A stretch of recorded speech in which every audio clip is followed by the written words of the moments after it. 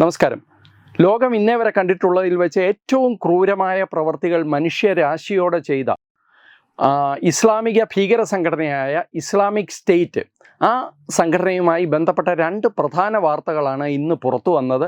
ആ രണ്ട് വാർത്തകളിലും യഥാർത്ഥത്തിൽ ഭാരതത്തെ സംബന്ധിച്ചിടത്തോളം ഈ ഭീഷണി എത്രത്തോളം അരികിലാണ്, ഇവർ ഉയർത്തുന്ന ഭീഷണി എത്രത്തോളം അരികിലാണ് എന്ന് ഒരിക്കൽ കൂടി നമ്മളെ ബോധ്യപ്പെടുത്തുന്ന രണ്ട് വാർത്തകളാണ്. ആ വാർത്തകളെക്കുറിച്ചാണ് വളരെ ചുരുക്കത്തിലൊന്ന് പറയുന്നത്. ആദ്യത്തേത് റഷ്യയിലെ മോസ്കോയിൽ നടന്ന സംഗീത നിശയ്ക്കിടെ നടന്ന ആക്രമണമാണ്. ആ ആക്രമണം ഇന്നലെ തന്നെ ഇസ്ലാമിക് സ്റ്റേറ്റ് എന്ന ഭീകര സംഘടന ആ ആക്രമണം ഏറ്റെടുത്തായിരുന്നു. ഞങ്ങളാണത് ചെയ്തതെന്ന് പറഞ്ഞു. ഇന്ന് ആ സംഘടന ഈ ആക്രമണകാരികളുടെ അവരുടെ ഭാഷയിൽ ജിഹാദികളുടെ പടമൊക്കെ പുറത്തുവിട്ട് ഈ ഞങ്ങൾ തന്നെയാണ് ഇത് ചെയ്തതെന്ന് ലോകത്തിൻ്റെ മുമ്പിൽ ഉറപ്പിച്ചു പറഞ്ഞിട്ടുണ്ട്. ലോകം ഒരുപക്ഷെ അടുത്ത കാലത്ത് കണ്ട ഏറ്റവും വലിയ ഒരു തീവ്രവാദി ആക്രമണമായിട്ട് മാറുകയാണ് റഷ്യയിലെ ആക്രമണം. ഇതിനോടകം ഇപ്പോൾ കിട്ടുന്ന വാർത്ത അനുസരിച്ച് 115 പേരാണ് സംഗീത നിശയിൽ പങ്കെടുക്കാൻ വന്ന നിരപരാധികൾ ഇസ്ലാമിക ഭീകരവാദികളുടെ ആക്രമണത്തിൽ കൊല്ലപ്പെട്ടത്. ഇനിയും 100ഓളം പേർ ഗുരുതരമായ പരിക്കേറ്റ് ആശുപത്രികളിലുണ്ട്. റഷ്യൻ പ്രസിഡന്റ് ദേശീയ ദുഃഖാചരണം പ്രഖ്യാപിച്ചിട്ടുണ്ട്. കർശനമായ നടപടികൾ ഇസ്ലാമിക തീവ്രവാദികൾക്കെതിരെ എടുക്കുമെന്ന് പറഞ്ഞിട്ടുണ്ട്. ഇതൊക്കെ ഒരു വശത്ത് നടക്കുന്നുണ്ടെങ്കിലും ഇസ്ലാമിക് സ്റ്റേറ്റ് എന്ന് പറയുന്ന ഭീകര സംഘടന ലോകത്തിനും റഷ്യ പോലെ ഇന്ത്യ പോലെയുള്ള രാജ്യങ്ങൾക്ക് ഉയർത്തുന്ന ഭീഷണി അതുകൊണ്ടൊന്നും കുറയുന്നില്ല എന്നുള്ളതാണ് യഥാർത്ഥ സത്യം, പരമാർത്ഥം അതാണ്. എന്തുകൊണ്ടാണ് ഇസ്ലാമിക് സ്റ്റേറ്റ് റഷ്യയെ ടാർഗറ്റ് ചെയ്തത് എന്ന് പറയുന്നതിന് മുമ്പ് ഇസ്ലാമിക് സ്റ്റേറ്റ് എന്ന സംഘടനയെക്കുറിച്ച് കുറച്ചുകൂടി പറയാനുണ്ട്. നമ്മൾ യഥാർത്ഥത്തിൽ തത്വമയിയാണ് ഏറ്റവും കൂടുതൽ ഇസ്ലാമിക് സ്റ്റേറ്റ് എന്ന സംഘടന നശിച്ചിട്ടില്ല എന്നും ആ സംഘടനയുടെ ഭീഷണി നിലനിൽക്കുന്നതെന്നും നിരന്തരം പറയുന്ന ഒരു മാധ്യമം. അതിന് പ്രധാന കാരണമുണ്ട്. ഇസ്ലാമിക് സ്റ്റേറ്റ് എന്ന ഒറിജിനൽ സംഘടന ഒരു പക്ഷേ ഇപ്പോൾ ഛിന്നഭിന്നമായിട്ടുണ്ടെങ്കിൽ കൂടി ഇസ്ലാമിക് സ്റ്റേറ്റ് ഖൊറാസാൻ എന്ന് പറയുന്ന ഖൊറാസാൻ പ്രോവിൻസിലുള്ള, ഖൊറാസാൻ എന്ന് പറയുന്നത് ഒരു പ്രത്യേക പഴയ കാലത്തെ ഒരു പ്രോവിൻസാണ്. അതിൻ്റെ ഭാഗങ്ങൾ ഇപ്പോൾ പാകിസ്ഥാനിലും അഫ്ഗാനിസ്ഥാനിലും താജിക്കിസ്ഥാനിലും ഇറാഖിലും ഒക്കെ ഉണ്ട്. ആ പ്രോവിൻസിൽ ഇസ്ലാമിക് സ്റ്റേറ്റിൻ്റെ ഒരു വിഭാഗം വളരെ സജീവമാണ്, വളരെ ഓർഗനൈസ്ഡാണ്. യഥാർത്ഥത്തിൽ കേരളത്തിൽ നിന്ന് ആട് മേയ്ക്കാനൊക്കെ പോയ അല്ലെങ്കിൽ സ്വർഗരാജ്യം തേടിപ്പോയവരൊക്കെ ചെന്ന് പെട്ടിട്ടുള്ളത് ഇസ്ലാമിക് സ്റ്റേറ്റ് ഖൊറാസാൻ്റെ മടിയിലാണ്. അവരുടെ ഭാഗമായിട്ടാണ് അവരെല്ലാം ജീവിച്ചത്. കുറേ ആൾക്കാർ മരിച്ചു, കുറേ പേർ ഇപ്പോഴും ജീവിക്കുന്നു. ഇപ്പോഴും നിമിഷ ഫാത്തിമ ഉൾപ്പെടെയുള്ളവരുടെ അവരെയൊക്കെ പിടിച്ചത് ആ പ്രദേശത്ത് നിന്നാണ്, ഖൊറാസാൻ പ്രവിശ്യയിൽ നിന്നാണ്. അപ്പോൾ മലയാളികൾക്കൊക്കെ ബന്ധമുള്ള ഇസ്ലാമിക് സ്റ്റേറ്റ് ഖൊറാസാനും കേരളം വളരെ പ്രധാനപ്പെട്ട ഒരു ടാർഗറ്റാണ്. പലപ്പോഴും അവർ ആവർത്തിച്ച് കേരളത്തെക്കുറിച്ചും ഭാരതത്തെക്കുറിച്ചും പറയാറുണ്ട്. ഇവിടെ നിന്ന് പോകുന്ന തീവ്രവാദികൾ ജിഹാദികളാണ് എന്നൊക്കെ പറഞ്ഞ് വലിയ തോതിൽ ഹൈലൈറ്റ് ചെയ്യാറുണ്ട് ഇസ്ലാമിക് സ്റ്റേറ്റ് ഖൊറാസാൻ. ആ സംഘടന ഇന്നും വളരെ സജീവമാണ്, വളരെ ഓർഗനൈസ്ഡാണ്. ഇത്രയും വലിയൊരു ആക്രമണം സംഘടിപ്പിക്കാൻ, റഷ്യ പോലെ ഒരു രാജ്യത്ത് സംഘടിപ്പിക്കാൻ, അതും റഷ്യയുടെ തലസ്ഥാനത്ത് സംഘടിപ്പിക്കാൻ അവർക്ക് കേപ്പബിലിറ്റി ഉണ്ട് എന്ന് തെളിയുന്നത് ഭാരതത്തെ സംബന്ധിച്ചിടത്തോളം ഒട്ടും ശുഭകരമല്ല എന്ന് വേണം നമ്മൾ മനസ്സിലാക്കാൻ. തീർച്ചയായിട്ടും ഇവർ നേരത്തെയുള്ള അവരുടെ പല പ്രസിദ്ധീകരണങ്ങളിലും ഭാരതത്തെ അമേരിക്കയോടും ഇസ്രയേലിനോടും ഒപ്പം ചേർത്ത് ശത്രു രാജ്യങ്ങളായി പ്രഖ്യാപിച്ചിട്ടുള്ളത് നമ്മൾ നേരത്തെയും പറഞ്ഞിട്ടുണ്ട്. റഷ്യയും ഇപ്പോൾ ആ പട്ടികയിൽ വന്നു. ആ പട്ടികയിൽ വന്നതിന് രണ്ട് കാരണങ്ങൾ പ്രധാനമായിട്ടുണ്ട്. ഒന്ന്, താലിബാനോടുള്ള ഈ ഇസ്ലാമിക് സ്റ്റേറ്റ് ഖൊറാസാൻ്റെ വിരോധമാണ്. താലിബാൻ സർക്കാരുമായിട്ട് ഇപ്പോൾ പുതിൻ്റെ സർക്കാർ ബന്ധങ്ങൾ ഉണ്ടാക്കുന്നുണ്ട്, ട്രേഡ് ബന്ധങ്ങൾ ഉണ്ടാക്കുന്നുണ്ട്, വ്യാപാര ബന്ധങ്ങളും മറ്റും ഉണ്ടാക്കുന്നുണ്ട്.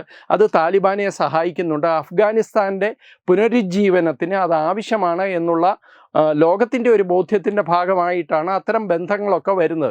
ഭാരതവും ഇപ്പോൾ താലിബാനുമായിട്ട് എൻഗേജ് ചെയ്യുന്നുണ്ട്. പക്ഷേ അത് തീരെ പിടിക്കാത്ത ഒരു സംഘടനയാണ് ഇസ്ലാമിക് സ്റ്റേറ്റ്. രണ്ട്, അവർ പറയുന്ന കാരണം ഈ റഷ്യൻ പ്രസിഡൻറ്റിൻ്റെ ഇസ്ലാമിക വിരുദ്ധ പ്രസ്താവനകളാണ്. അതൊരു പക്ഷേ വെറുതെ പറയുന്ന കാരണമായിരിക്കും. യഥാർത്ഥ കാരണം താലിബാൻ്റെ നേതൃത്വത്തിൽ അഫ്ഗാനിസ്ഥാനോട് ഈ പുടിൻ സർക്കാർ നടത്തുന്ന ട്രേഡ് ബന്ധങ്ങളും അവരുടെ ഇടപാടുകളും ഒക്കെയാണ് യഥാർത്ഥത്തിൽ ഇവരെ പ്രകോപിപ്പിച്ചിട്ടുള്ളത്. പക്ഷേ മറു സൈഡിൽ ഇവർ ഇതും പറയുന്നുണ്ട്, ഇസ്ലാമിക വിരുദ്ധമായ പ്രസ്താവനകൾ നടത്തുന്നു, ഹിജാബ് ഇസ്ലാമിൻ്റെ ഭാഗമല്ല എന്ന് പുടിൻ പറഞ്ഞു. അതേപോലെ അവിടെ ഏതാണ്ട് 20 മില്യൺ മുസ്ലിംസ് ഉണ്ട് റഷ്യയിൽ, അവരെ പീഡിപ്പിക്കുന്നു എന്നൊക്കെയാണ് ഇസ്ലാമിക് സ്റ്റേറ്റ് അവകാശപ്പെടുന്നത്. എന്തായാലും ഇസ്ലാമിക് സ്റ്റേറ്റിൻ്റെ ഭീഷണി റഷ്യൻ ഭരണകൂടത്തെ, അല്ലെങ്കിൽ ഈ ആക്രമണം റഷ്യൻ ഭരണകൂടത്തെ ഞെട്ടിച്ചിട്ടുണ്ട് എന്നുള്ള കാര്യത്തിൽ യാതൊരു സംശയവുമില്ല. 2022 കാബൂളിലെ റഷ്യൻ എംബസി ഇസ്ലാമിക് സ്റ്റേറ്റ് ആക്രമിച്ചിരുന്നു. അതിനുശേഷം റഷ്യയ്ക്ക് നേരെ നടക്കുന്ന ആദ്യത്തെ ആക്രമണമാണ് ഇസ്ലാമിക് സ്റ്റേറ്റിൻ്റെ. അത് റഷ്യൻ മണ്ണിലെ ആദ്യത്തെ ആക്രമണമാണ്. അപ്പോൾ തീർച്ചയായിട്ടും അത് റഷ്യൻ ഭരണകൂടം ഒട്ടും പ്രതീക്ഷിച്ച ആക്രമണമല്ല. ഇസ്ലാമിക് സ്റ്റേറ്റ് നേരത്തെയും താലിബാൻ അനുകൂല കാബൂളിന് നേരെ ആക്രമണം നടത്തിയിട്ടുണ്ട്. പലരും ഓർക്കുന്നുണ്ടാവും, കാബൂൾ ഇൻ്റർനാഷണൽ എയർപോർട്ടിൽ നടത്തിയ 2021 ആക്രമണത്തിൽ പാവപ്പെട്ട 170 സാധാരണക്കാരായ ജനങ്ങളാണ് കൊല്ലപ്പെട്ടത്. അപ്പോൾ ഇസ്ലാമിക് സ്റ്റേറ്റ് ഈ ഇസ്ലാമിൻ്റെ കാര്യമൊക്കെ പറയുന്നുണ്ടെങ്കിലും അവരുടെ ടാർഗറ്റും പലപ്പോഴും ഇസ്ലാമിക വിശ്വാസികൾ തന്നെയാണ് എന്നുള്ളതും ഇതിനകത്തെ ഒരു വലിയ ചോദ്യചിഹ്നമാണ്, അല്ലെങ്കിൽ അതിലെ ഒരു വലിയ വൈരുദ്ധ്യമാണ്. അതവിടെ നിൽക്കട്ടെ. ഇനി രണ്ടാമത്തെ വാർത്ത കൂടി വളരെ പെട്ടെന്ന് പറയാം. അത് ബംഗളൂരു സ്ഫോടനവുമായി, രാമേശ്വരം കഫേയിൽ നടന്ന ബംഗളൂരു സ്ഫോടനവുമായി ബന്ധപ്പെട്ടാണ്. അല്പം മുമ്പാണ് NIA-യുടെ ഒരു വാർത്താക്കുറിപ്പിലൂടെ NIA പറയുന്നത് ഈ സ്ഫോടനത്തിൽ ബന്ധപ്പെട്ട പ്രധാനപ്പെട്ട തീവ്രവാദിയെയും അയാളുടെ സഹായിയെയും അവർ ഇതിനോടകം ഐഡൻറ്റിഫൈ ചെയ്തു എന്നാണ് പറയുന്നത്. വളരെ ക്ലാസിക്കായിട്ടുള്ള അന്വേഷണത്തിലൂടെയാണ് NIA ഈ 2 തീവ്രവാദികളെയും തിരിച്ചറിഞ്ഞിട്ടുള്ളത്. ഈ 1000-ഓളം CCTV ക്യാമറകളാണ് NIA കഴിഞ്ഞ ദിവസങ്ങളിൽ പരിശോധിച്ചത്. വളരെ രസകരം എന്ന് പറയട്ടെ, ഒരു ക്യാപ്പ് തലയിൽ ഈ തീവ്രവാദി വെച്ചിരുന്ന ആ ക്യാപ്പിൻ്റെ പിന്നാലെ പോയ അന്വേഷണത്തിലൂടെയാണ് ഈ 2 തീവ്രവാദികളെയും ഐഡൻറ്റിഫൈ ചെയ്തിട്ടുള്ളത്. അവരെ പിടിച്ചിട്ടില്ല ഇതുവരെ, പക്ഷേ അവരാരാണ്, അവർ എവിടെ നിന്നുള്ളവരാണ് എന്നുള്ള ഡീറ്റെയിൽസ് എല്ലാം NIA-ക്ക് ഇപ്പോൾ ലഭിച്ചിട്ടുണ്ട്. ഈ രാമേശ്വരം കഫേയിൽ ബോംബ് വെച്ച തീവ്രവാദി, അയാളുടെ പേര് മുസാഫിർ ഹുസൈൻ ഷാസീബ് എന്നാണ്. മുസാഫിർ ഹുസൈൻ ഷാസീബ് എന്നാണ്. ഷാസീബ് കർണാടകത്തിലെ ശിവമോഗയിൽ നിന്നുള്ള ആളാണ്. ഇയാളാണ് രാമേശ്വരം കഫേയിൽ ബോംബ് വെച്ചത് എന്ന് മാത്രമല്ല, ഇയാളെ സഹായിച്ച മറ്റൊരാൾ അബ്ദുൾ താഹയാണ്. അബ്ദുൾ താഹയും തീർത്ഥനഹള്ളി എന്ന് പറയുന്ന സ്ഥലത്തു നിന്നുള്ള ആളാണ്. ഇവർ 2 പേരും ഇസ്ലാമിക് സ്റ്റേറ്റിൻ്റെ മോഡ്യൂൾസാണ്, അവരുടെ ഗ്രൂപ്പിൽപ്പെട്ട ആൾക്കാരാണ് എന്നാണ് NIA ഇപ്പോൾ പറയുന്നത്. ഇതിൽ പ്രത്യേകിച്ച് താഹ, അതായത് ഈ ഷിസാബിനെ സഹായിച്ച താഹ ഇസ്ലാമിക് സ്റ്റേറ്റിൻ്റെ പരിശീലനം ലഭിച്ച ആളാണ് എന്നാണ് NIA പറയുന്നത്. അപ്പോൾ ഇസ്ലാമിക് സ്റ്റേറ്റിൻ്റെ വ്യാപനം, അവരുടെ പ്രവർത്തനം, അവരുടെ ആൾക്കാരുടെ സാന്നിധ്യം ഭാരതത്തിൽ ഉണ്ട്, വളരെ ആഴത്തിൽ തന്നെ ഉണ്ട് എന്ന് ഒരിക്കൽ കൂടി തെളിയിക്കുന്ന ഒരു സംഭവമാണ് ഇത്. ഈ കേസ് എങ്ങനെയാണ് NIA പിടിച്ചത് എന്നുകൂടി, അല്ലെങ്കിൽ ഈ ആൾക്കാരെ എങ്ങനെയാണ് ഐഡൻറ്റിഫൈ ചെയ്തതെന്നും കൂടി വളരെ ചുരുക്കത്തിൽ പറയാം. ഇതിൽ ഈ ഷിസാബിൻ്റെ CCTV ദൃശ്യങ്ങൾ നമ്മളെല്ലാവരും സോഷ്യൽ മീഡിയയിൽ കണ്ടതാണ്. അയാളൊരു പ്രത്യേക ക്യാപ്പ് വെച്ചിരുന്നു. ആ ക്യാപ്പ് NIA ഇങ്ങനെ അന്വേഷിച്ചപ്പോൾ ഇതൊരു ലിമിറ്റഡ് എഡിഷൻ ക്യാപ്പാണ് എന്ന് മനസ്സിലായി. 400 ക്യാപ്പുകൾ മാത്രമേ ആ കമ്പനിയുടേതായി അല്ലെങ്കിൽ ആ ലോഗോ വെച്ച് ഇറക്കിയിട്ടുള്ളൂ. ആ അന്വേഷണം മുന്നോട്ട് പോകുമ്പോഴാണ് NIA-യുടെ ദൃഷ്ടി ഈ പറയുന്ന താഹയിൽപ്പെട്ടത്. താഹ നേരത്തെ തന്നെ ഒരു തമിഴ്നാട് പോലീസ് ഇൻസ്പെക്ടർ വിൽസൺ എന്ന് പറഞ്ഞ ഒരു ഇൻസ്പെക്ടറെ കൊന്ന കേസിലെ ഒരു പ്രതിയാണ്. അതിൻ്റെ വിചാരണ നടക്കുകയാണ്. അപ്പോൾ ഈ താഹയുടെ ചില ഫോട്ടോകളിലും മറ്റും താഹ ഇതേ ക്യാപ്പ് വെച്ചിരിക്കുന്നതായിട്ട് NIA-യുടെ ശ്രദ്ധയിൽപ്പെട്ടു. അങ്ങനെയാണ് താഹയിലേക്ക് അന്വേഷണം പോവുകയും CCTV ദൃശ്യങ്ങളിൽ ജനുവരിയിൽ താഹ ഈ ചെന്നൈയിലെ ഒരു മോളിൽ നിന്ന് ഈ ക്യാപ്പ് മേടിക്കുന്ന ദൃശ്യങ്ങൾ കിട്ടുകയും ചെയ്തു.